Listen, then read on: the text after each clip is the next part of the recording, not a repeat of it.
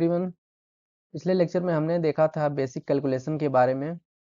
तो जितने भी छोटे छोटे कैलकुलेशन होते हैं वो हमने देख लिया था, क्योंकि वो अक्सर यूज होते हैं फिजिक्स में और बच्चे सॉल्व नहीं कर पाते हैं, इसलिए आप उसको ध्यान दीजिए। उसके बाद आज के लेक्चर में हम देखेंगे लॉग का प्रॉपर्टी क्या होता है, और उसके बाद हम ट्रिग्नोमेट्री के बारे में थोड़ा जानेंगे। ठीक है, तो ये भी अक्सर यूज होता रहता है, तो इसको जानेंगे। तो यहाँ पर देखिए, ये एक लॉग फंक्शन है। इसका ये यहाँ पर लिखा हुआ है ई। ई का मतलब यहाँ पर क्या है, यहाँ ई को कहते हैं हम बेस। ठीक है, यहाँ पर ई को हम बेस बोलते हैं, और यहाँ ब्रैकेट में जो लिखा हुआ है इसको हम आर्गुमेंट बोलते हैं। ये क्या है, आर्गुमेंट है। और एक्स को एक्सपोनेंट बोला जाता है। ठीक है, कहने का मतलब है लॉग ऐसा फंक्शन है, आप समझ लीजिए सिंपल भाषा में कि लॉग एक मशीन है जिसको हम एन वैल्यू देते हैं। इनपुट क्या है हमारा, एन है। ठीक है, तो आउटपुट हमारा क्या निकल के आता है, एक्स निकल के आता है।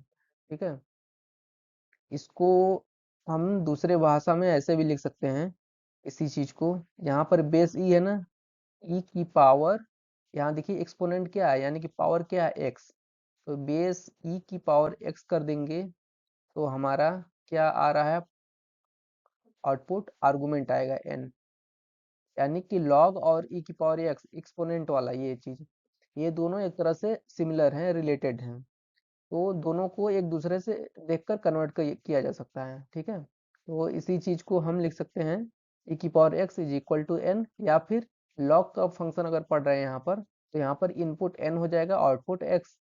अगर वही हम एक्सपोनेंट वाला ये फंक्शन पढ़ते हैं तो e की पावर जो x है, x इनपुट हो जाता है और हमारा आउटपुट क्या निकल के आता है, n निकल के आता है। ठीक है, फिलहाल अभी हम लॉग के बारे में पढ़ रहे हैं, लॉग की प्रॉपर्टी देख लेते हैं क्या है। यहाँ पर 4 रूल दिए गए हैं, ये अक्सर यूज होते रहते हैं, जैसे प्रोडक्ट का रूल है, रेशियो का है, पावर का है और रूट का है। ठीक है, प्रोडक्ट का क्या रूल है, यहाँ पर लॉग फंक्शन है एम एन, यानी कि इनपुट में हमें क्या दिया गया है, एम इंटू एन, दो संख्याओं का मल्टीप्लीकेशन है, और बेस यहाँ पर ई लिखा हुआ है। ठीक है, तो इस चीज को हम प्लस के फॉर्म में भी लिख सकते हैं दो टर्म में। तो क्या लिखा गया है लॉग बेस ई, और यहाँ पर आर्गुमेंट क्या दिया गया है, m। ठीक है, यानी कि जो नंबर मल्टीप्लिकेशन है log m plus log n, जो दोनों नंबर मल्टीप्लिकेशन उन दोनों को अलग अलग log के फॉर्म में लिख सकते हैं। ठीक है, इसी log को हम जनरली ln भी लिखा जाता है, ln ऐसे करके। ln लिखिए या फिर log लिखिए, बात सेम है। बस क्या होना चाहिए, यहाँ बेस जैसे यहाँ पर e है, यहाँ पर जब भी ln लिखा जाता है उसका मतलब अंडरस्टूड होता है कि बेस क्या है, e है। ठीक है, तो ऐसे भी लिखा जाता है। और लॉग एक जनरल फॉर्म है, तो इसको log 10, log 20, log 5 कुछ भी हो सकता है। ठीक है, जब तक वो बेस नहीं दिया गया हो तब तक हम मानेंगे नहीं को बेस ई लिखा हुआ है। ठीक है, अगर एन एल एन लिख देते हैं ऐसे, इसका मतलब उसका बेस ई हो गया है फिक्स। ठीक है, यहाँ पर log लिखा गया उसके साथ बेस ई लिखा गया है, इसका मतलब इसको हम एल एन भी लिख सकते हैं। ठीक, दूसरा प्रॉपर्टी देखते हैं, रेशियो। रेशियो का प्रॉपर्टी क्या है कि log बेस ई है m अपन n, दो नंबर का डिवीजन है। इन दोनों को हम दो टर्म में डिफरेंस के फॉर्म में लिख सकते हैं। क्या लिखा गया है, log m minus log n, base दोनों में ये सेम है। ठीक है, यहाँ पर देखिए जो ऊपर वाला है यहाँ पर m क्या है, न्यूमरेटर है, और n क्या है, डिनोमिनेटर है। ठीक है, जैसे कोई नंबर है, मान लीजिए log बेस e, यहाँ पर हम लिख देते हैं 25 डिवाइड बाई 5। इसको लिखना हो तो हम ऐसे इसको log बेस ई 25 माइनस log बेस ई 5। ठीक है, जो न्यूमरेटर में है वो यहाँ पर उसमें से घटाना है, जो नीचे डिनोमिनेटर है उसको घटाना है। ठीक है, तो ऐसे लिख सकते हैं। उसी तरह पावर का रूल क्या है, log में log बेस ई, यहाँ पर इनपुट दिया गया n की पावर p, n की पावर p है, तो जो पावर है वो पहले log के आ गया है, log के पहले आ गया है। यहाँ पर हम लिख सकते हैं उसको p log n। ठीक है, इसको भी ध्यान देके अक्सर यूज होता है। ठीक है, इसको भी एग्जांपल देख सकते हैं, जैसे log बेस ही है तो इसको हम चाहे तो log लिखें चाहे ln लिखें, दोनों बात सेम हो गया है। log, अब जैसे 25 ही है यहाँ पर, log 25 को लिखना हो तो क्या लिख सकते हैं, log या ln। यहाँ पर 25 को हम लिख सकते हैं 5 की पावर 2, ठीक है। यहाँ पर जो पावर है 2, ये 2 क्या होगा, पहले आ जाएगा। यहाँ पर हम लिख सकते हैं 2ln5, ठीक। यहाँ पर 2ln5 है, तो उसी तरह अब इसको यहाँ से हम इसको क्या लिख सकते हैं, 2ln5 माइनस, या log की जगह ln लिख दे रहे हैं, ln5, 2ln5 माइनस ln5 मतलब ln5 इसका वैल्यू हो जाएगा। अब ln5 का वैल्यू जितना है वो अक्सर अब फिजिक्स में याद करने की जरूरत नहीं पड़ती, ये वैल्यू दिया रहता है कैलकुलेशन के लिए, ठीक है। अगला रूल देखते हैं रूट का। रूट का क्या रूल है, log बेस ई है रूट में, और रूट का ये देखिए कुछ भी हो सकता है, रूट 1/2 है, 3 है, वो क्यू का वैल्यू पर डिपेंड करेगा, ठीक है। क्यूबिक है कि स्क्वायर रूट है, वो क्यू की वैल्यू पर डिपेंड करेगा। अगर यहाँ पर क्यू की जगह 2 है तो मतलब स्क्वायर रूट है, 3 है तो क्यूब रूट है। तो रूट के अंदर क्या है, एन है, ठीक है। ये एक तरह से हम ये भी कर सकते हैं, एन की पावर क्या है, 1/क्यू है। इस चीज को हम क्या लिख सकते हैं, एन की पावर 1/क्यू भी लिख सकते हैं। अब यहाँ से ये पावर वाला रूल रख दिया गया है, ठीक है। तो यहाँ पर देखिए ln बेस ई है ही यहाँ पर, ये पावर का रूल हो जाएगा, तो 1/क्यू क्या हो जाएगा, ये पहले आ जाएगा यहाँ पर, वही कर दिया गया है 1/क्यू log n, ठीक है। तो पावर का ही रूल है एक तरह से, कोई अलग रूल नहीं है कि डरने की जरूरत नहीं है, इसलिए अलग रूट लिखकर ये रूल बना दिया गया है कि आपको डरे ना, ठीक। तो ये 4 जो रूल हैं लॉग के, ये आपको पता होने चाहिए ताकि क्वेश्चन करने में आपको आसानी हो। अब आगे देखते हैं ट्रिग्नोमेट्री में क्या क्या हमें देखना रहता है जो अक्सर यूज होता रहता है। हम पर पहले जान लेते हैं ट्रिग्नोमेट्री का मतलब क्या होता है। देखिए ट्रिग्नोमेट्री का मतलब ये होता है कि अगर कोई ट्रायंगल दिया हुआ है यहाँ पर, तो ट्रायंगल में जो इसके भुजाएं हैं 3, इनकी तीनों भुजाओं और उनके अंदर जो एंगल है, इन एंगल में क्या रिलेशन है, ठीक है। एंगल और इस भुजा में उसके साइड में क्या रिलेशनशिप है, इसी को पढ़ा जाता है इस पूरे ट्रिग्नोमेट्री में, ठीक है। वही चीज हम पढ़ेंगे यहाँ पर एक अ, यहाँ पर हम लिख देते हैं 90 डिग्री, ठीक है। तो ये एक ट्रायंगल बना हुआ है, समकोण त्रिभुज जिसको बोला जाता है हिंदी में, ठीक। ये सभी बच्चे जानते हैं, दो इसकी साइड भुजाएं जिनके बीच का एंगल 90 डिग्री हो तो ये समकोण त्रिभुज कहलाता है। अब देखिए उसके कर्ण वाली भुजा से, कर्ण को क्या बोला जाता है इंग्लिश में, यहाँ हिंदी में लिख दे रहे हैं, इसको बोला जाता है कर्ण, और इसको बोला जाता है परपेंडिकुलर को लंब बोला जाता है, और यहाँ बेस है इसको आधार बोला जाता है, ठीक। अब देखिए यहाँ पर इस त्रिभुज का नाम हो गया है ए बी सी, नाम दे दिया गया है। अब अगर इसी में पूछा जाएगा कि यहाँ पर देखिए एक एंगल बना दिया गया है थीटा, ठीक है। तो इस ट्रायंगल में साइन थीटा का वैल्यू बताइए इसके साइड के रूप में, ठीक है। तो क्या बताएंगे हम, ये अक्सर बच्चे यूज करते हैं और जानते हैं, साइन थीटा बराबर क्या होता है, लंब बटा कर्ण, यानी कि परपेंडिकुलर अपॉन हाइपोटेनस, ठीक है। ये सबको पता रहता है बच्चों को। तो इनके एंगल और इनके साइड में ट्रायंगल के क्या रिलेशनशिप होता है ये बच्चे जान जाते हैं, तो क्वेश्चन कर ले जाते हैं, तो उन्हें अच्छा लगता है ये क्वेश्चन करना, ठीक है। देखते हैं कैसे रूल हैं सभी के लिए। टोटल कितने फंक्शन हैं हम जानते हैं, साइन कॉस टेन और इनके उल्टे। साइन का उल्टा होता है, यानी कि साइन को कोसेक 1/साइन भी लिखा जाता है, यानी कि 1/साइन थीटा को बोला जाता है कोसेक थीटा, ठीक है। उसको देखते हैं, यहाँ पर लिखा हुआ है देखिए, यहाँ पर जो लिखा हुआ है sine theta is equal to उसके साइड के रूप में बी सी नाम है। ये देखिए बी है यहाँ पर और यहाँ पर सी है, यानी कि बीसी वाला भुजा क्या है, लंब परपेंडिकुलर इसको बोला जाता है, ठीक है। इसको शॉर्ट में अगर हम लिखें तो परपेंडिकुलर पी अपॉन ए सी क्या है, ए सी कर्ण हाइपोटेनस, इसका पहला अक्षर एच है तो इसको एच लिख दे रहे हैं। ऐसे भी आप याद कर सकते हैं, या तो साइड के नाम के अनुसार पता करिए, या फिर वो उसको क्या बोला जाता है, परपेंडिकुलर या हाइपोटेनस, ठीक है, उसके फॉर्म याद करिए पी अपॉन एच। अब उसी तरह कॉस थीटा है, कॉस थीटा का फॉर्मूला होता है बेस, ये आधार अपन कॉर्ड होता है। तो बेस ए बी देखिए लिखा हुआ है यहाँ पर, बेस के लिए ए बी लिखा हुआ है और कर्ड के लिए ए सी फिर हो गया है। ठीक, अगर यहाँ बेस का पहला अक्षर बी है तो अगर बी लिखते हैं यहाँ पर तो बी अपॉन कर्ड को हाइपोटेनस एच, ऐसे भी याद कर सकते हैं आप। और टेन थीटा है, टेन थीटा देखिए जो थीटा एंगल लिखा गया इसके सामने वाली भुजा क्या है, बी सी है। तो बी सी को हम परपेंडिकुलर यानी कि यहाँ पर हम पी भी लिख सकते हैं, पी अपॉन ए बी क्या है, बेस है, बेस की जगह बी यानी पी अपॉन बी। ठीक, देखिए अगर हम तीनों फंक्शन जान लिए साइन थीटा कॉस थीटा और टेन थीटा, इन्हीं का उल्टा ये तीनों होते हैं। जैसे यहाँ पर हम लिखें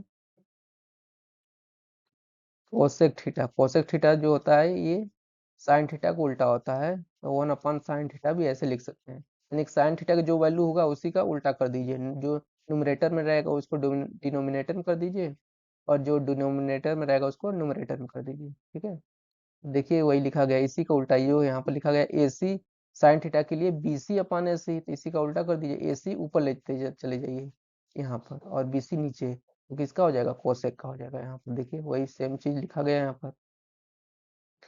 तो यहाँ पर हम लिख देंगे ए सी अपॉन बी सी। कहने का मतलब अगर साइन कॉस टेन का वैल्यू अगर आपको याद हो जा रहा है तो बस उल्टा करना है कोसेक। और कौन किसका उल्टा है ये भी आपको पता होना चाहिए, ये किसका उल्टा है, साइन का। उसी तरह सेक किसका उल्टा है, सेक थीटा, ये कॉस का होता है, तो one upon cos theta. Cos theta का जो वैल्यू है उसी को उल्टा कर दीजिए, यानी कि कर्ड A C upon A B.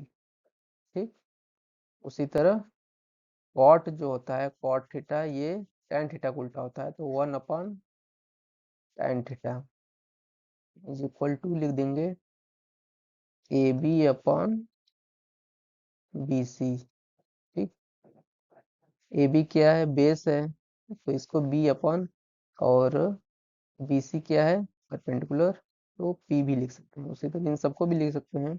ए सी क्या है, यहाँ पर हाइपोटेनस है, और ए बी क्या है, यहाँ पर बेस है। फिर इसको भी लिख सकते हैं उसी तरह, ए सी क्या है, हाइपोटेनस है, और बी सी क्या है, परपेंडिकुलर है। ठीक,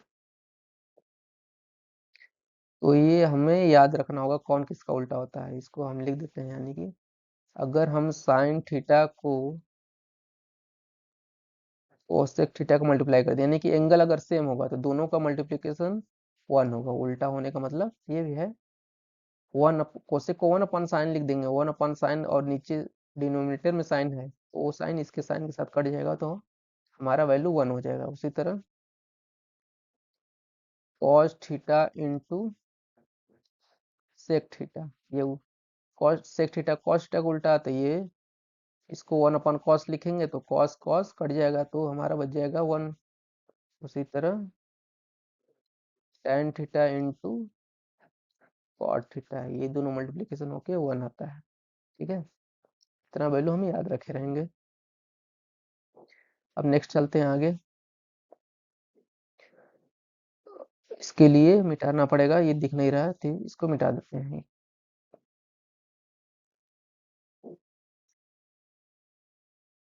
ये देखिए पाइथागोरस प्रमेय है। पाइथागोरस प्रमेय में देखिए क्या लिखा हुआ है, AC का स्क्वायर, AC क्या है, यहाँ पर कर्ड है, हिंदी में भी आप लिखना चाहें तो लिख सकते हैं, कर्ड का square is equal to A B क्या है, यहाँ पर बेस यानी कि आधार का स्क्वायर, प्लस बी सी क्या है, परपेंडिकुलर यानी कि लंब,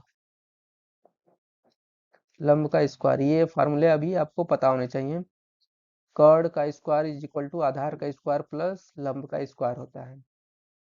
ठीक, एच का square is equal to base का स्क्वायर प्लस परपेंडिकुलर का स्क्वायर, ऐसे भी याद कर सकते हैं आप।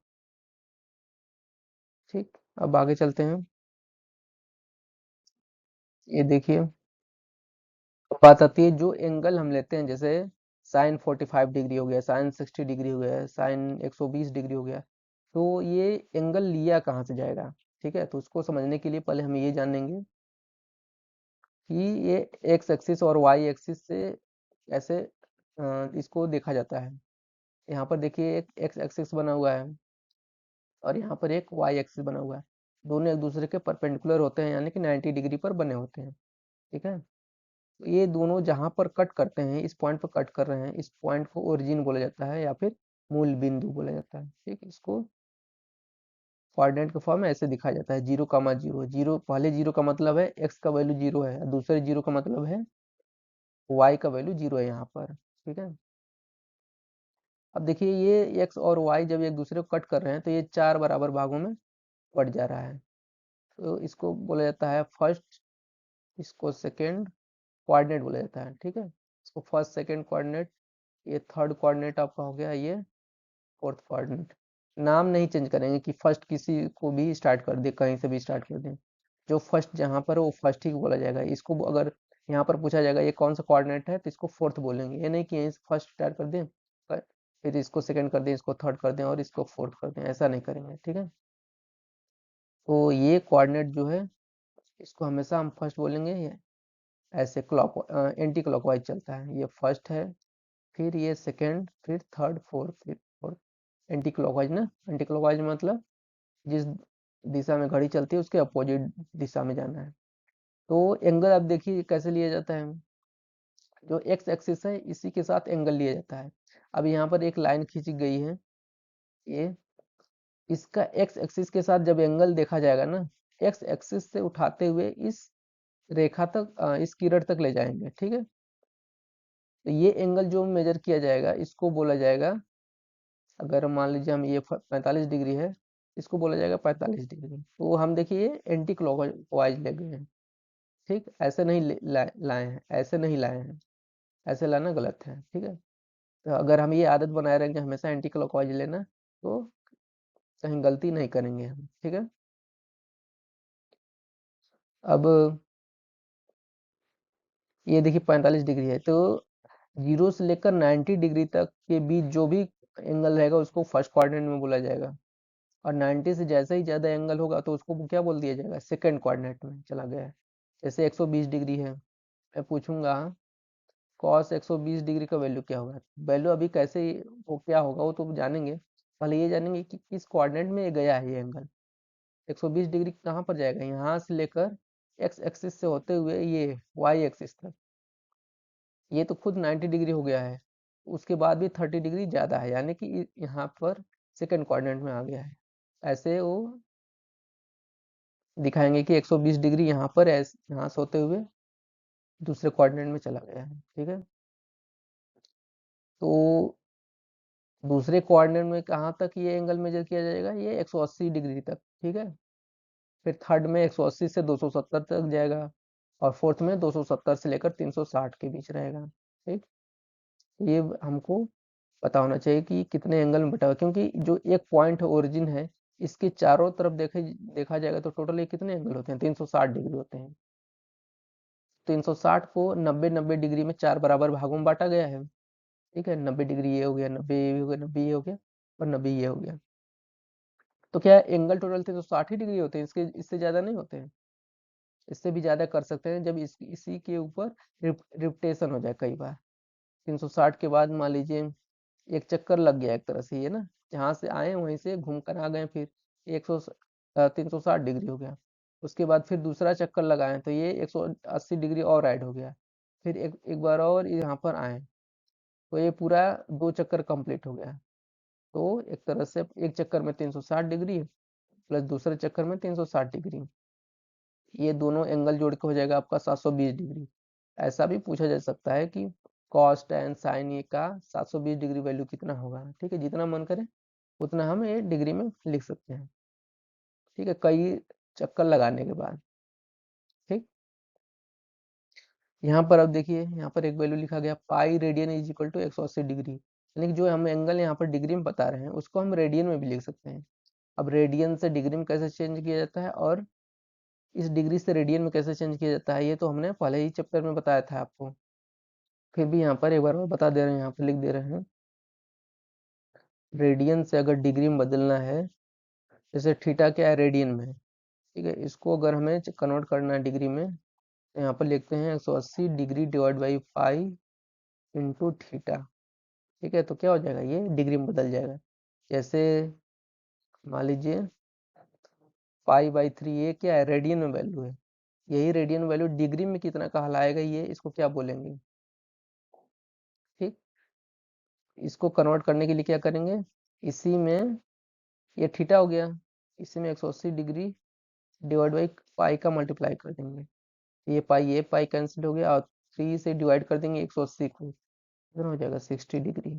π/3 को हम 60 डिग्री भी बोल सकते हैं। ठीक, उसी तरह अगर डिग्री से रेडियन में चेंज करना हो, डिग्री से रेडियन में चेंज करना, तो क्या करेंगे, तब हम क्या करेंगे, यहाँ पर π/180 डिग्री इंटू जो डिग्री वाला वैल्यू रहेगा वो यहाँ पर मल्टीप्लाई कर देंगे। ठीक है, थीटा डिग्री लिख देना है। यहाँ से ये डिग्री जितना भी वैल्यू रहेगा कट जाएगा, और वो पाई के फॉर्म में आ जाएगा जो वैल्यू होगा। ठीक है, ऐसे नोट कर सकते हैं, ये आपको पता होना चाहिए। पाई रेडियन को 180 डिग्री भी बोला जाता है। 2 पाई रेडियन रहेगा, 2 पाई रेडियन को 360 डिग्री भी बोला जाता है। π/2 रेडियन को क्या बोला जाता है, 90 डिग्री बोला जाता है। π/4 को 45 डिग्री बोला जाता है, ये आपको पता होना चाहिए। ठीक है, देखिए यहाँ पर दो किरण बनाया गया है, ये पहला किरण है, ये दूसरा किरण है। किरण क्यों कर रहे हैं, रेखा क्यों नहीं कर रहे हैं यहाँ पर, देखिए अंतर क्या है दोनों में। किरण जब बोला जाता है एक तरफ तीर होता है तो इसको किरण बोला जाता है, अगर वही दोनों तरफ किरण हो, एक तीर हो, तब इसको रेखा बोला जाता है। ठीक है, ये दोनों में अंतर होता है दोनों में। अगर एक रेखाखंड बोला जाए, एक रेखाखंड का मतलब रेखा का खंड, एक थोड़ा एक छोटा सा पार्ट। ये यहाँ पर देखिए इसमें तीर नहीं होता है, तो इसको क्या बोला जाएगा, इसको रेखाखंड बोला जाता है। इन तीनों में अंतर समझ लीजिए, ये रेखाखंड हो गया, पहला रेखाखंड है। दूसरा, इसको किरण बोला जाता है। और तीसरा, इसको रेखा बोला जाता है जब जिसमें दोनों तरफ तीर हो। तो यहाँ पर ये दोनों हैं, ये पहला ये दूसरा, तो ये क्या है, ये दोनों किरण है। अब पूछा जाएगा इन दोनों के बीच एंगल कितना होगा। ये अक्सर बच्चे कभी 0 डिग्री बोलते हैं, कभी 180 डिग्री बोलते हैं, कन्फ्यूज रहते हैं। तो तीर से देखिए, तीर दोनों एक ही डायरेक्शन में है, जब एक ही डायरेक्शन में है तो इसका मतलब ये 0 डिग्री होगा। ठीक है, इसको दोनों के बीच एंगल जो है 0 डिग्री होगा। डिग्री के फॉर्म में लिख रहे हैं, यहाँ पर देखिए एक किरण ये है और दूसरा ऊपर की तरफ एकदम, तो ये है 90 डिग्री बनेगा यहाँ पर। इसको समकोण बोला जाता है। यहाँ पर देखिए अब दोनों रेखा के बीच कुछ ना कुछ एंगल बन रहा है, ये 90 डिग्री से छोटा है, तो इसको बोला जाता है न्यून कोण। ठीक है, तो थीटा जो भी होगा डिग्री में वो 90 डिग्री से छोटा होगा, इसको न्यून कोण बोला जाता है। और यहाँ पर देखिए ये 90 डिग्री से ज्यादा बन रहा है, तो जो भी थीटा होगा वो 90 डिग्री से ज्यादा है, तो इसको बोला जाता है अधिक कोण। ये अधिक कोण, इसको न्यून कोण लिख दे रहे हैं। ठीक, और यहाँ पर एक रेखा लिखा गया है, यहाँ पर देखिए अब दोनों तरफ एंगल है, किरण सॉरी तीर है। एक पॉइंट के दोनों तरफ, एक इधर भी तीर है बना हुआ है, एक इधर भी तीर बना हुआ है। इसका मतलब उस पॉइंट के बीच जो एंगल होगा ना, ये होगा आपका 180 डिग्री। ठीक है, अब इतना समझ गए आप। अभी इस चीज को देखते हैं कि ये जो ट्रायंगल बना हुआ है, ये PBH लिखा हुआ है, इसका क्या मतलब है। लेकिन इन सबको थोड़ा सा मिटा देते हैं। अब देखिए यहाँ पर ये ट्रायंगल बना हुआ है, बीच में ये एंगल लिखा हुआ है थीटा। इसको अगर हम नाम भी दे सकते हैं, लिखना चाहे तो आप लिख सकते हैं AB और यहाँ पर C। ठीक, इस एंगल के रेस्पेक्ट में ये सामने जो भुजा होती है इसको परपेंडिकुलर बोला जाता है P, और ये नीचे जो है इसको बेस हो गया, और ये कर्ड है यानी कि हाइपोटेनस। ठीक है, तो ये एक टेबल बनाया गया है PBH का, मतलब लंब हो गया, B से आधार हो गया, H से हाइपोटेनस यानी कि कर्ड हो गया। अगर ये साइड, अगर परपेंडिकुलर वाला ये 1 यूनिट है, यहाँ पर देखिए लिखा हुआ 1 यूनिट, और बेस 2 यूनिट हो, तो हाइपोटेनस कितना होगा, √5 यूनिट। बेस अगर 2 यूनिट है तो हाइपोटेनस √5 यूनिट होगा। ये कैसे आया √5? क्योंकि ये अक्सर यूज होता रहता है, इसलिए हमने एक टेबल के फॉर्म में बता दिया कि आपको डायरेक्ट पता हो। ये कड़ है ना, कड़ का वैल्यू अभी बताया था पिछले वाले स्लाइड में कि कड़ अगर पता करना हो, कड़ का स्क्वायर इज इक्वल टू आधार का स्क्वायर प्लस लंब का स्क्वायर। ठीक है, तो आधार कितना है, 2, 2 का स्क्वायर प्लस लंब यानी कि 1 है तो उसका स्क्वायर कर देंगे, 2 दूना के 4 हो जाएगा प्लस 1 यानी कि 5। तो कड़ का स्क्वायर अगर 5 है तो कड़ का वैल्यू पूछा जाएगा, तो यहाँ से जो स्क्वायर हो इधर का स्क्वायर रूट हो जाएगा, √5 हो जाएगा। ठीक है, उसी तरह यहाँ पर देखिए, अगर परपेंडिकुलर 3 यूनिट हो, बेस 4 यूनिट हो तो हाइपोटेनस कड़ 5 यूनिट आएगा। ठीक है, ये 6 अगर 8 हो तो ये कड़ 10 आएगा, और ये परपेंडिकुलर 5 हो 12 हो तो ये 13 आएगा। ये आपको पता होना चाहिए कि कड़ कितना आएगा। ठीक है, हाइपोटेनस इसको इंटरचेंज आपस में कर सकते हैं। परपेंडिकुलर की जगह अगर 12 हो और बेस के जगह 5 हो तब भी वो कड़ कितना आएगा, 13 आएगा। ठीक, तो ये आपको पता होना चाहिए। ये जो चारों हैं ये अक्सर यूज होते रहते हैं, तो आपको ये बार बार पाइथागोरस प्रमेय लगाने की जरूरत नहीं है कि 5 और 12 आधार और लंब दिया है, बेस और परपेंडिकुलर, तो कड़ कितना होगा ये आपको जानने की जरूरत नहीं है, क्योंकि अक्सर यूज होता है। इसको हम टेबल के फॉर्म दे दिए, आप याद ही कर लीजिए इसको। ठीक है, और ना आप निकाल भी सकते हैं इस पाइथागोरस प्रमेय से। अब देखते हैं आगे, ट्रिग्नोमेट्री टेबल। अब देखिए ये वैल्यू आपको याद रखनी होंगी, तो ये याद करना है तो ये कोई कठिन काम नहीं है, डरने की जरूरत नहीं है, क्योंकि इसमें एक पैटर्न बनता है, वो अगर पैटर्न आपको पता हो तो आप आसानी से याद कर सकते हैं, उसका सहारा लेते हैं। ठीक है, देखिए अब हमें एंगल कितना याद कर यहाँ पर करना चाह रहे हैं, क्योंकि ये अक्सर यूज होता है, तो ये तो आपको कम से कम 90 डिग्री तक तो याद होना चाहिए, 0, 30, 45, 60 और 90 डिग्री पर वैल्यू क्या होता है। उसके आगे के लिए हम रूल बताएंगे कि अगर 120 डिग्री हो, 150 डिग्री हो तो कैसे निकाला जाता है, 360 हो। ठीक है, उसके लिए हम रूल बनाए बताएंगे इसके आगे। पहले इतना अगर वैल्यू याद हो तो हम इसी के सहारे वो सब वैल्यू भी पता कर सकते हैं। ठीक, तो जैसे यहाँ पर हमें तीनों फंक्शन पता होने चाहिए, साइन कॉस टेन का वैल्यू। अब हमने बताया इसी का उल्टा ये कोसेक सेक कॉट होता है। ठीक है, तो ये अगर तीनों याद है, साइन कॉस टेन का वैल्यू, तो कोसेक सेक और कॉट का याद हो जाएगा। ठीक, अब साइन को याद करने के लिए देखिए कैसे याद करेंगे। साइन देखिए 0 से लेकर 90 डिग्री तक बढ़ते हुए हैं, क्रम में है। यहाँ पर देखिए साइन 0 का वैल्यू कितना होता है, 0। साइन 30 का वैल्यू 1/2, साइन 45 का वैल्यू 1/√2, साइन 60 डिग्री का वैल्यू √3/2 और 90 डिग्री का वैल्यू 1 होता है। तो यहाँ पर देखिए, यहाँ पर पता चल रहा है कि 0 से जो बड़ा है 1/2 होता है। ठीक है, ये क्या है, 0 से 1/2 बड़ा है, 1/2 से बड़ा 1/√2 है। यहाँ पर देखिए जैसे एक को डिवाइड कर रहा है 2, यहाँ पर एक को डिवाइड कर रहा है √2, और √2 का वैल्यू 1.4 होता है, यानी कि 2 से छोटा है। 2 से छोटा तो ये वैल्यू टोटल बड़ी आएगी।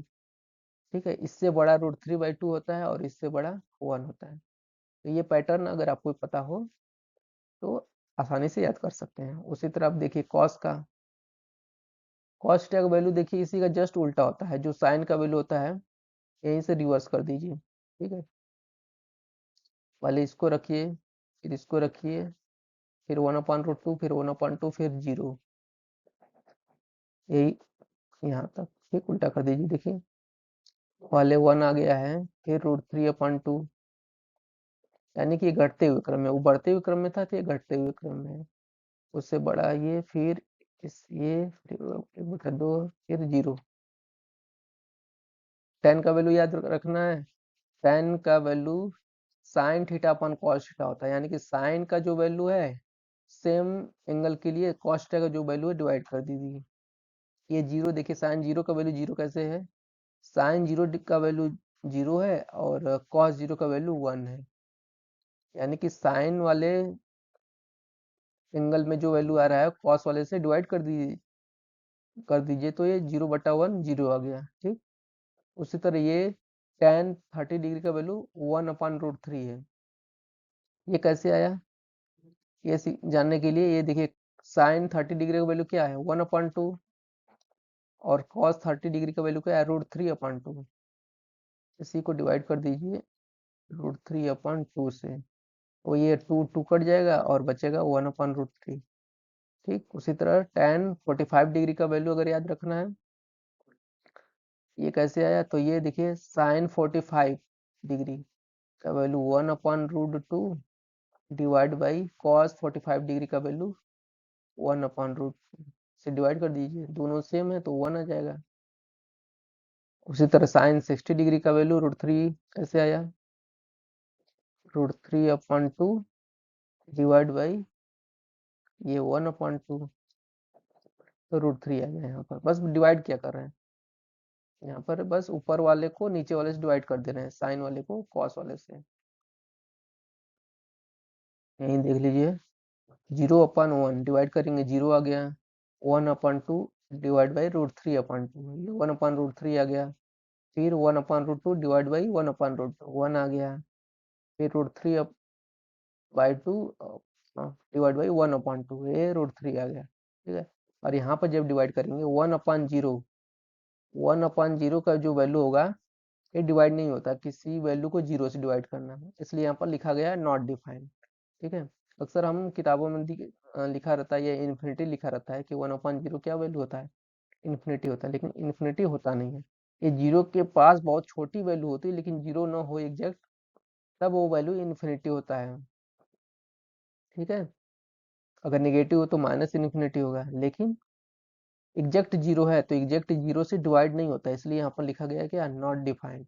ठीक, अब देखिए यहाँ कोसेक थीटा का वैल्यू पता करना है, तो यहाँ पर नॉट डिफाइंड लिखा गया है। क्यों, अब कोसेक हम अभी बताए थे, कोसेक क्या होता है, साइन का उल्टा आता है, यानी कि साइन 0 डिग्री का जो वैल्यू है उसी का व्युत्क्रम कर दीजिए, यानी कि 1/0। अब 1/0 फिर से आ गया, जब 1/0 होगा तो 1/0 से डिवाइड होता नहीं है, तो ये नॉट डिफाइंड लिख गया है। ठीक है, उसी तरह कोसेक 30 डिग्री का अगर वैल्यू पूछा जाएगा तो साइन 30 डिग्री का वैल्यू जो होगा उसी का उल्टा कर दीजिए, यानी कि ये 1/2 लिखा हुआ है, 1/2 का 2/1 कर दीजिए, यानी कि 2 हो जाएगा।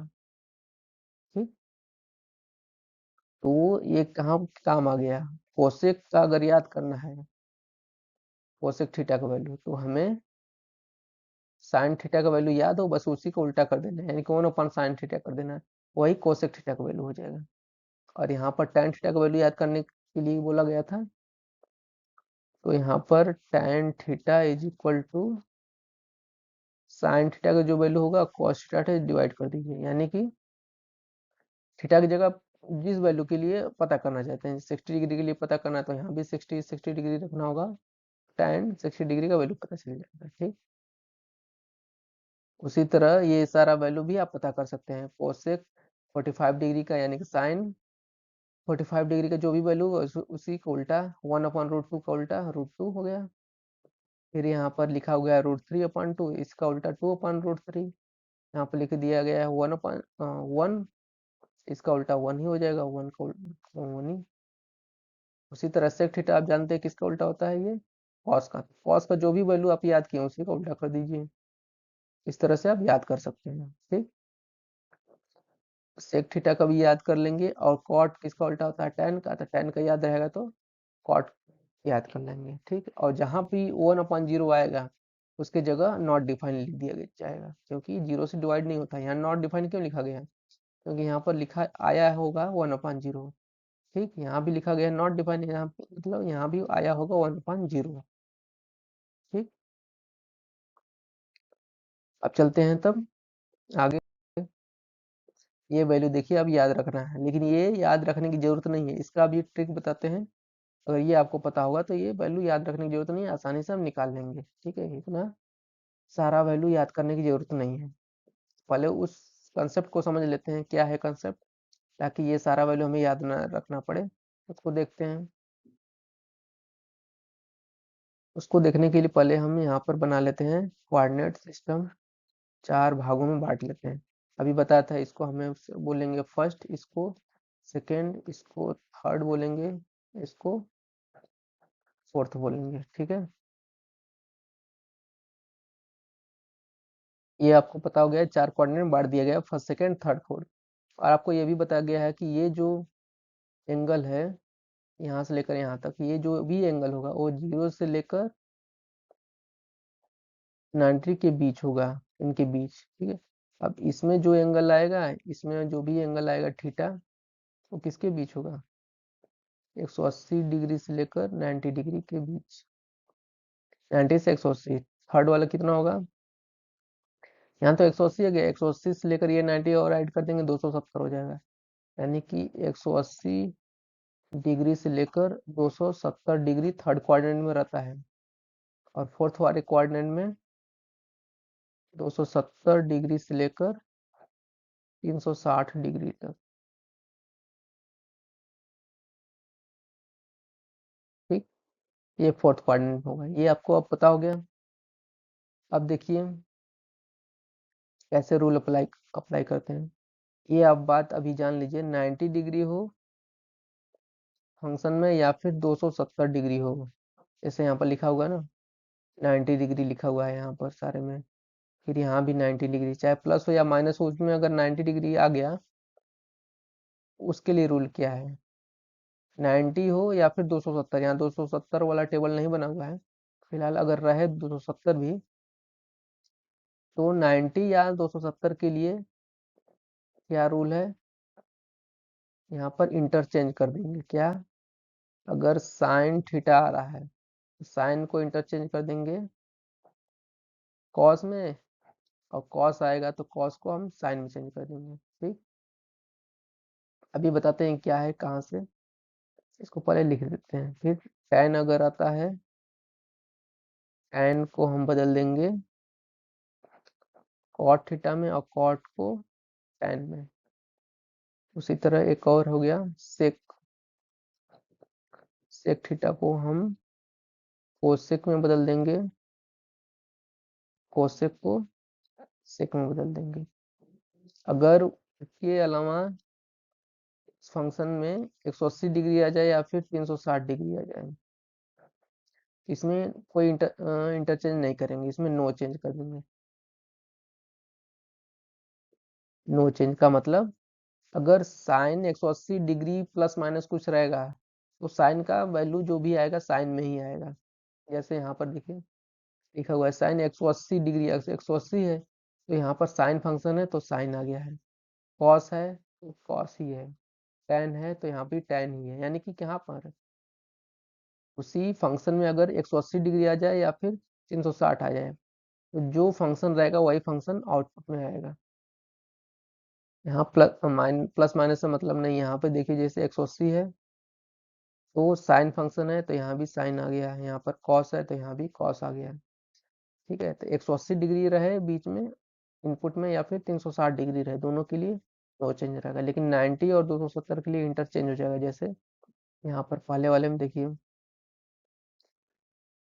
यहाँ पर लिखा हुआ है 90 डिग्री, तो यहाँ पर साइन का इंटरचेंज क्या हो गया? कॉस, यानी कि आउटपुट में कॉस आएगा।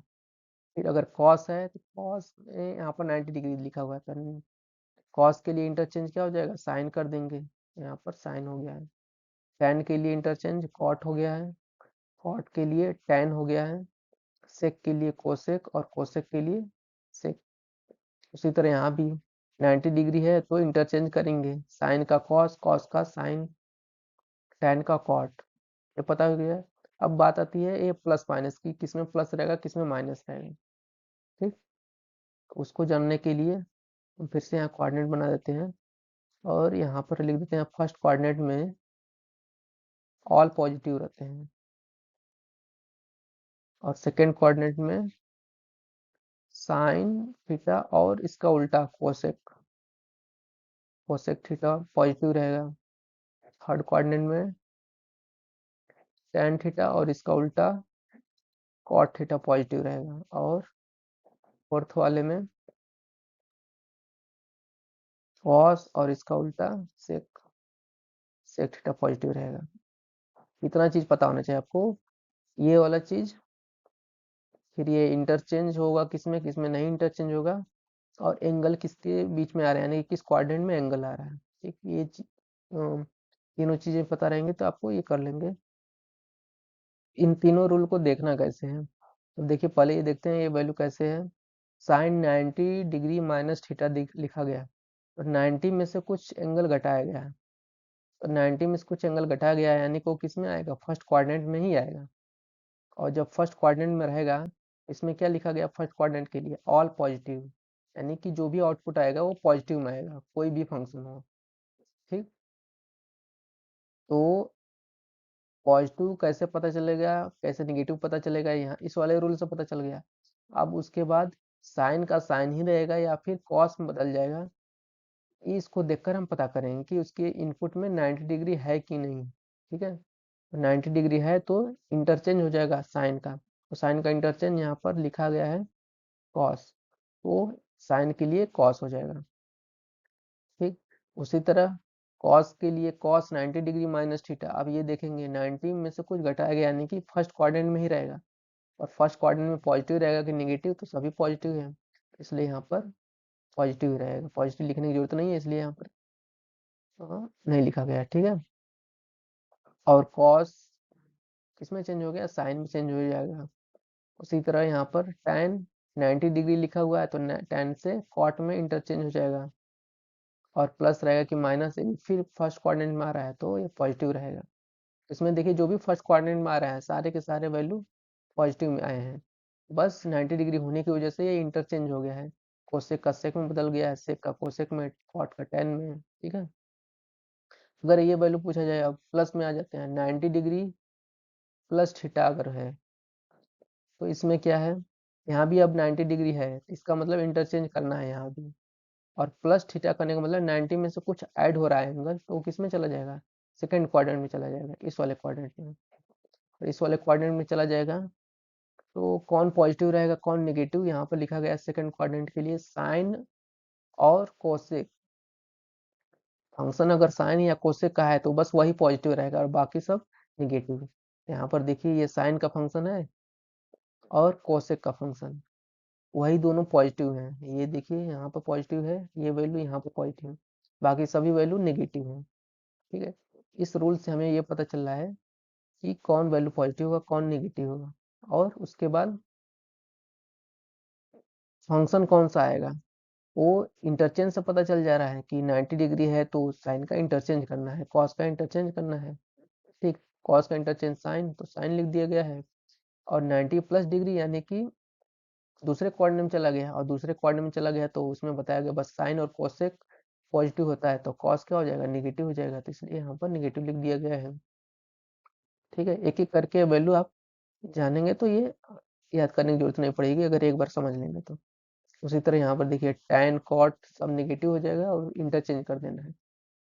अब यहाँ पर देख लेते हैं ये वाला चीज, यहाँ पर लिखा गया है 180 डिग्री है, 180 के लिए क्या लिखा गया है, नो चेंज, तो जो भी फंक्शन रहेगा उसका वैल्यू उसी फंक्शन में आएगा। अब कौन पॉजिटिव रहेगा कौन नेगेटिव, थर्ड क्वाड्रेंट के लिए यहाँ पर बताया गया है कि सिर्फ tan और cot थीटा ही पॉजिटिव रहेगा, अगर वो फंक्शन है तो बस वही पॉजिटिव रहेगा। यहाँ पर देखिए tan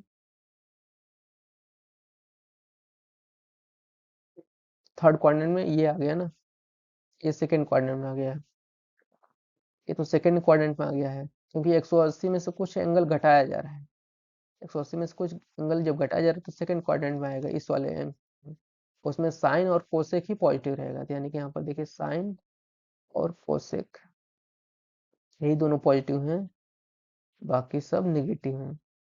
और 180 डिग्री होने की वजह से कोई इंटरचेंज नहीं होगा, बस नो चेंज होगा, यानी कि tan का फंक्शन tan, cos का फंक्शन cos, sec का फंक्शन sec। थर्ड क्वाड्रेंट में कब आ जाएगा ये वाला रूल, ये इसमें देखेंगे, इसमें होगा tan और cot पॉजिटिव। देखिए 180 डिग्री प्लस थीटा है, यानी कि अगर चार भाग में बांटे हैं तो यहाँ तक, यहाँ से लेकर यहाँ 180 डिग्री हो गया, 180 डिग्री में कुछ एंगल अगर ऐड कर रहे हैं तो यहाँ पर आ जाएगा वो थर्ड क्वाड्रेंट में। ठीक है, अब ये एंगल 90 डिग्री से ज़्यादा भी हो सकता है या उससे कम भी हो सकता है, ठीक है। तो इससे इसको ये नहीं देखना है, अगर मान लीजिए यहाँ पर 120 डिग्री भी हो सकता है, यानी कि 180 डिग्री प्लस 120 डिग्री एग्जैक्टली देखा जाए तो कहीं दूसरे एंगल में ये सेकंड वाले क्वाड्रेंट में, फर्स्ट वाले क्वाड्रेंट में चला जाएगा। देखिए ये नहीं देखना है हमें, बस उसको एक थीटा की तरह देखना है, एक छोटा एंगल की तरह। 180 डिग्री में थोड़ा सा एंगल ऐड करेंगे तो किस में जा रहा है वो, थर्ड क्वाड्रेंट में। थर्ड क्वाड्रेंट में जाएगा तो थर्ड क्वाड्रेंट के लिए tan और cot पॉजिटिव रहेगा। तो यहाँ पर tan और cot, ये देखिए यही दोनों पॉजिटिव हैं और बाकी सब नेगेटिव हो जाएंगे। और कौन सा फंक्शन आएगा, वो 180 डिग्री यहाँ से पता चल रहा है, 180 डिग्री है तो नो चेंज, यानी कि साइन का साइन, कॉस का कॉस, tan का tan, cot का cot, सेक का सेक और कोसेक का सेक, कोसेक ही रहेगा, ठीक। अब ये वाला चीज साइन 360 डिग्री माइनस थीटा, इसको याद रखना है। कैसे याद करने की जरूरत है ही नहीं, इसी रूल से देखिए। 360 माइनस थीटा, यानी कि ये एक चक्कर पूरा लग दिया गया तो ये 360 डिग्री हो गया। 360 में से कुछ एंगल घटाया जा रहा है, थोड़ा सा एंगल घटाएंगे तो किस में आएगा, तो इसी वाले में आएगा, फोर्थ क्वाड्रेंट में ही आएगा, ठीक। ये क्या है, फोर्थ क्वाड्रेंट। फोर्थ क्वाड्रेंट के लिए क्या लिखा दिया गया है, कॉस और सेक पॉजिटिव होते हैं, कॉस थीटा और सेक थीटा पॉजिटिव होगा, ठीक, ये दोनों, और बाकी सब नेगेटिव हो जाएंगे। तो यहाँ पर देखिए इसमें कॉस और सेक थीटा, ये कॉस और सेक थीटा ये पॉजिटिव हैं, बाकी सब निगेटिव हैं, ठीक। और बाकी ये साइन का साइन ही फंक्शन रहेगा, कॉस का कॉस, क्योंकि यहाँ पर बताया गया है 180 और 360 के लिए नो चेंज, यानी कि जो फंक्शन दिया जाएगा वही फंक्शन लिख दिया गया है, ठीक है। तो ये भी हम ध्यान में रखेंगे। अब उसके बाद फिर यहाँ पर देखिए 360 डिग्री प्लस थीटा कर दिया गया, यानी कि एक चक्कर यहाँ पर लगा दिया गया है, फिर उसके बाद थोड़ा सा और एंगल ऐड करेंगे तो किस में चला जाएगा, फर्स्ट क्वाड्रेंट में चला जाएगा।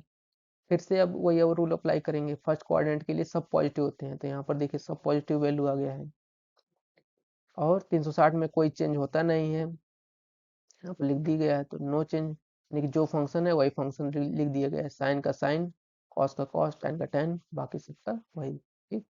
इस तरह रूल अप्लाई करते हुए हम निकल जाएंगे। अब जैसे कि एग्जाम्पल के लिए देख लेते हैं कैसे सॉल्व किया जाएगा। अब यहाँ पर हमें पूछा जा रहा है cos 135 डिग्री का वैल्यू क्या होगा, तो इसको हम क्या करेंगे, 180 माइनस करके 135 ला सकते हैं, या 90 प्लस करके ला सकते हैं, दोनों तरीके से हम इसको लिख सकते हैं। cos 135 की जगह हम अगर लिखें cos 90 डिग्री प्लस 45 डिग्री, ऐसे लिख सकते हैं। तो यहाँ से वैल्यू पता कर सकते हैं कितना वैल्यू होगा। यहाँ पर देखिए फिर आ गया ना, 90 डिग्री आ गया यहाँ पर, तो 90 डिग्री आ गया तो इसका मतलब cos का इंटरचेंज हो जाएगा, cos की जगह यहाँ पर क्या हो जाएगा, साइन, ठीक। और ये 45 बचा हुआ है एंगल, तो 45 लिख दीजिए, और यहाँ पर प्लस रहेगा कि माइनस, वो देख लीजिए। ये 90 में कुछ एंगल ऐड करेंगे, वो किस क्वाड्रेंट में जा रहा है, सेकंड क्वाड्रेंट में जा रहा है। यहाँ 90 में कुछ ऐड कर देंगे तो सेकंड क्वाड्रेंट में जाएगा, और सेकंड क्वाड्रेंट में साइन और कोसेक पॉजिटिव रहते हैं, यानी कि ये कॉस फंक्शन है तो यहाँ पर क्या हो जाएगा, नेगेटिव हो जाएगा, ठीक है। और साइन 45 का डिग्री इसके पिछले स्लाइड में हम याद किए हैं उसका वैल्यू, तो यहाँ पर माइनस साइन 45 का वैल्यू हम याद किए क्या, 1/√2, यानी कि cos 135 डिग्री का वैल्यू क्या होता है, -1/√2। और ये रूल हम जानते थे तो ये निकाल लिए वैल्यू। तो जब पिछला वाला स्लाइड में जो हम वैल्यू 90 डिग्री तक याद किए हैं उसको याद रखना पड़ेगा, वो याद रखने के बाद ये आगे का वैल्यू हम याद आसानी से निकाल सकते हैं। ये -1/√2 एक दूसरे तरीके से भी निकाला जा सकता है, इसको हम क्या लिख सकते हैं, और cos 180 डिग्री माइनस 45 डिग्री, ऐसे भी तो लिख सकते हैं। अब यहाँ पर देखिए 180 डिग्री है, 180 डिग्री के लिए बोला गया है कोई इंटरचेंज नहीं करना है, यहाँ पर 180 डिग्री के लिए नो चेंज है ना, तो cos के फंक्शन की जगह cos ही लिख दीजिए, 45 की जगह 45 डिग्री रख दीजिए। अब ये वैल्यू किस क्वाड्रेंट में जा रहा है ये देखिए, 180 में से कुछ एंगल घट रहा है तो सेकंड क्वाड्रेंट में जाएगा, और सेकंड में जाएगा तो फिर से साइन और कोसेक पॉजिटिव रहेगा, और यहाँ पर बाकी सब फंक्शन निगेटिव, क्योंकि ये कॉस है फिर निगेटिव हो गया, तो माइनस की जगह माइनस, कॉस 45 का वैल्यू 1/√2। दोनों तरीके से वैल्यू निकाल सकते हैं, तो इस तरह से वैल्यू निकाल सकते हैं। एक एग्जाम्पल और ले लेते हैं। जैसे हमें मान लीजिए निकालना है tan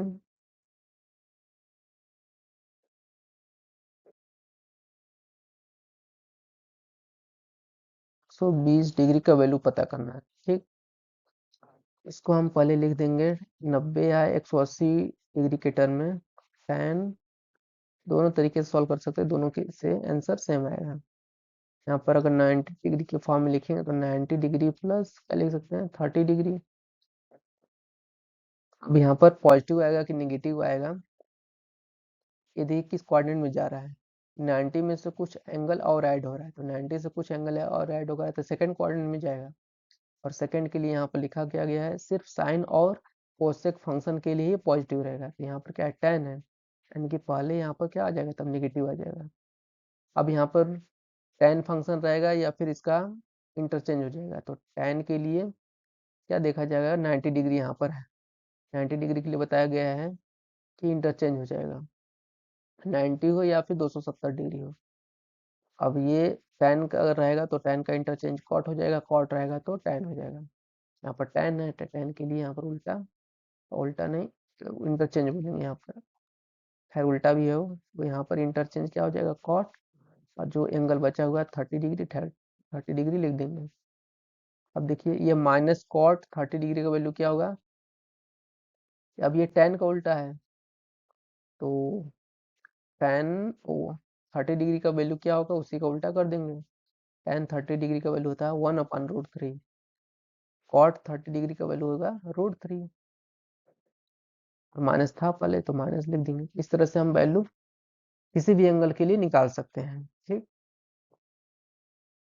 इस पर आप और क्वेश्चन कर सकते हैं जब प्रैक्टिस करेंगे क्वेश्चन वाला चैप्टर, क्वेश्चन जब इस पर सॉल्व कराएंगे तब वहाँ प्रैक्टिस कर सकते हैं। ठीक है, अब आगे देखते हैं और क्या क्या चीज़ें इसमें, ये भी इम्पोर्टेंट फार्मूले हैं तो ये आपको पता होने चाहिए। क्या है साइन ए प्लस बी, इसको इस टाइप का फॉर्म है तो साइन क्या लिख सकते हैं, sign A cos B plus cos A sine B, जैसा भी बताया था। साइन 120 डिग्री है, इसको तो ऐसे लिखा जा सकता है साइन 90 डिग्री प्लस 30 डिग्री। इसमें ये 90 डिग्री को हम अगर ए मान लें और 30 डिग्री को बी मान लें, एक तरह से हो गया ना साइन ए प्लस बी फॉर्म का, ये साइन ए प्लस बी फॉर्म का हो गया, तो इसको ऐसे भी लिखा जा सकता है sine A cos B plus cos A sine B, यानी कि sine 90 degree cos 30 degree plus cos 90 degree sine 30 degree. जो साइन 120 डिग्री का वैल्यू होगा इस फार्मूले से रखने के बाद ये सारा वैल्यू रखेंगे तब भी उतना ही आएगा, सेम आएगा। ठीक है, इस फॉर्म में भी चेंज करने की जरूरत पड़ती है, तो ये भी हम याद रखेंगे। Sign A plus B, sign A cos B plus cos A sine B, sign A minus B, sign A cos B minus cos A sine B. ठीक, cos A plus B, cos का जब function है तो देखिए यहाँ पर cos cos का multiplication होता है, कॉस ए कॉस बी और प्लस रहेगा तो यहाँ पर माइनस है, minus sine A sine B, अगर कॉस में माइनस है तो पर बीच में प्लस रहेगा, cos A minus B is equal to cos A cos B plus sine A sine B. ये चारों फार्मूले आपको पता होने चाहिए। ठीक है, देखते हैं ये फार्मूला है, लिखा हुआ है sine square theta plus cos square theta is equal to 1। ठीक, ये भी वैल्यू काफी यूज होता है। इसी को अगर लिखना चाहें साइन स्क्वायर थीटा को, तो साइन स्क्वायर थीटा को हम लिख सकते हैं 1 माइनस कॉस स्क्वायर थीटा। ठीक है, sine square theta is equal to लिख सकते हैं 1 माइनस कॉस स्क्वायर थीटा, ये अक्सर यूज होता है।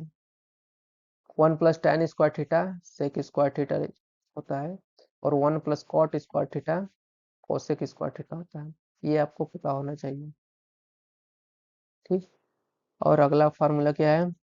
डबल एंगल फार्मूला बोला जाता है। साइन 2 थीटा ये भी यूज होता है। Sine 2 theta cos 2 theta, sine 2 theta is equal to 2 sine theta cos theta, ठीक। कॉस 2 थीटा को देखिए तीन फॉर्म में है, cos square theta minus sine square theta, या फिर 2 कॉस स्क्वायर थीटा माइनस 1, या फिर 1 माइनस 2 साइन स्क्वायर थीटा। ये तीनों फॉर्म याद होने चाहिए। कॉस थीटा को क्या लिखा जा सकता है? tan 2 theta, tan 2 theta is equal to 2 tan theta upon 1 minus tan square theta, ठीक है। तो ये फॉर्म आपको ये भी याद होना चाहिए। इतने सारे फार्मूले जो हैं अक्सर यूज होते रहते हैं फिजिक्स में। तो अभी बायो वाले बच्चों को ध्यान में रखकर बताया हूँ, क्योंकि जो मैथ वाले बच्चे हैं उनको मैथ में तो और भी सारी चीज़ें डिटेल में पढ़नी रहती हैं, तो जानते ही हैं। तो बायो को ध्यान में रखकर बताया हूँ, ताकि बायो वाले भी पढ़ लें और मैथ वाले भी जानते ही रहेंगे, तो वो भी जान लेंगे वो आसानी से। बायो और मैथ दोनों के लिए हो जाएगा, ठीक।